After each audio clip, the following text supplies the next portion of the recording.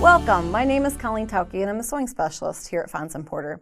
In this Quilting Quickly tutorial, I'm going to show you how to put together blocks for the quilt called Check It Out. If you'd like to purchase this pattern, please visit our website. We're making a red, white, and blue quilt in this tutorial. You can see behind me the quilt called Check It Out. And because this is such a great and simple pattern, you could substitute in any grouping of 2.5-inch pre-cut strips and you could make this quilt. But we're going to be working with red, white, and blues here. And we're adding in an inner border and a fun large white star as the outer border. And we've got a dark red to finish off the binding. So once you've got your 2.5-inch strips selected, find some pieces to go with it to make borders, and you are going to be jumping right into the piecing. So from those strips, you need to cut a variety of pieces that are either 2.5-inch, 4.5-inch, or 6.5-inch. Now, if you go through your instructions, it's going to tell you that you're going to be cutting a variety of pieces, and you're going to select 15 out of your pre-cuts.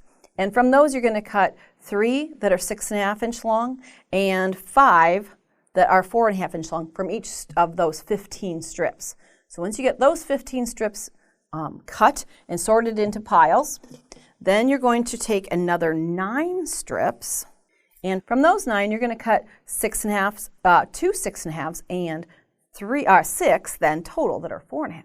I know it's a lot of numbers, but it's a variety of pieces so you can make that scrappy looking quilt behind me.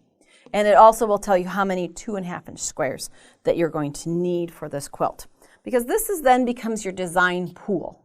What you're going to be creating are 2 different blocks that look like this.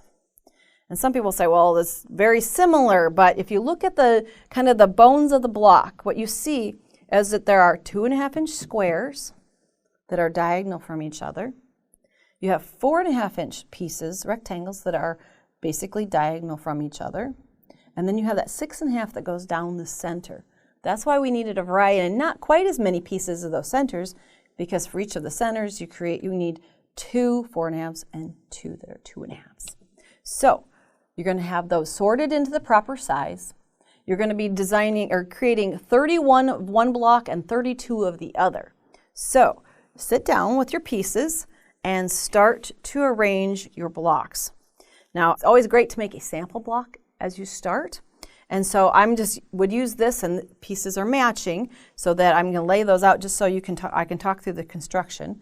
But each of your blocks will be different as you create them. And it's a simple construction.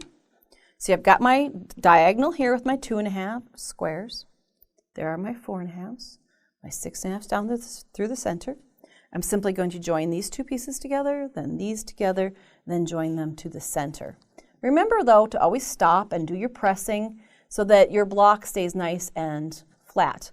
If you're a long armer and quilting it yourself, you'll be happy. If you're taking it to a long armer to do, they will love you for doing the pressing step. So make sure that you take that time, do your pressing, and do it well.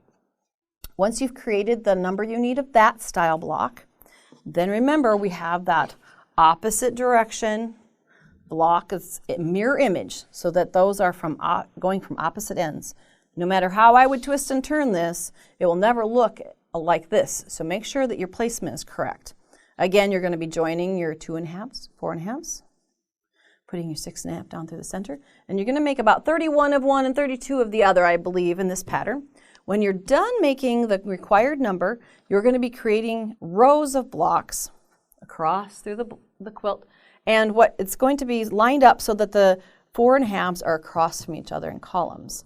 And you're really going to want to follow that instructions or a diagram that comes with the pattern to make sure that your blocks are aligned properly. Because if you step back and look at this, and sometimes it takes the camera angle to actually see it, but you will see that the dark red in this quilt makes a diagonal subtly through the quilt, kind of like a hopscotch pattern through it. You're going to be adding your inner border and your outer border, and then finish with some fun little 4 patches in the outer corners for Check It Out. If you'd like to see more of our Quilting Quickly tutorials, please visit our website. Thanks for joining me today.